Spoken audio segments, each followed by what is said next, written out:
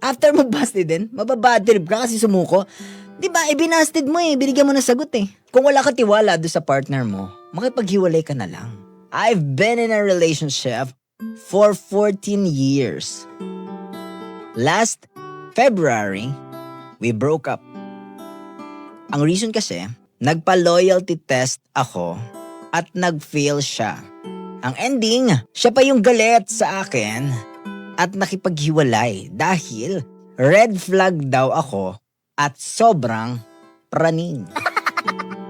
Bakit lagi tayong ganun? Lagi tayo may...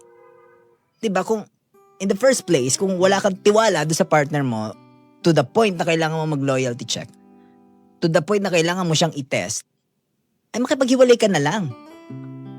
Diba?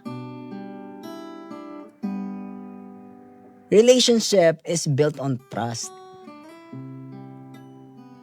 Kung every move, kailangan i-test mo siya. And ikaw lang din naman yung ikaw lang din yung susukat dun sa test na yon, di ba? Di ba sa tingin mo bias yung mangyayari doon?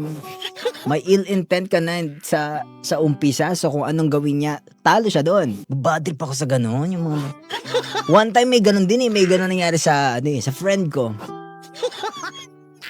Tinetest siya nung girl. So, ito yung test nung girl sa kanya.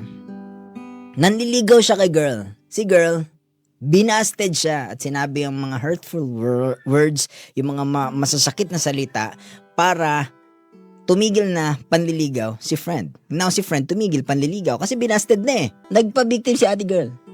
Na kesyo, hindi daw tunay yung nararamdaman ni friend. Hindi daw siya seryoso sa kanya kasi ang bilis naman daw bumitaw. Ate, hello, makipaghiwalay, di ba?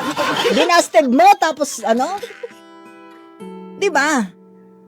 After mo busted din, mababad trip ka kasi sumuko. Di ba, binasted mo binigyan mo ng sagot O, nababad trip talaga ako sa mga nagtitest ng ganyan. Magpa-exam ka, magpa-test ka kung teacher ka. Although, kailangan lagi may test, may Kung wala ka tiwala doon sa partner mo, makipaghiwalay ka na lang. Bakit kailangan mong pahirapan ng mga sarili niyo? Bakit kailangan niyo mag-conduct ng mga ganyan? Wala ka palang tiwala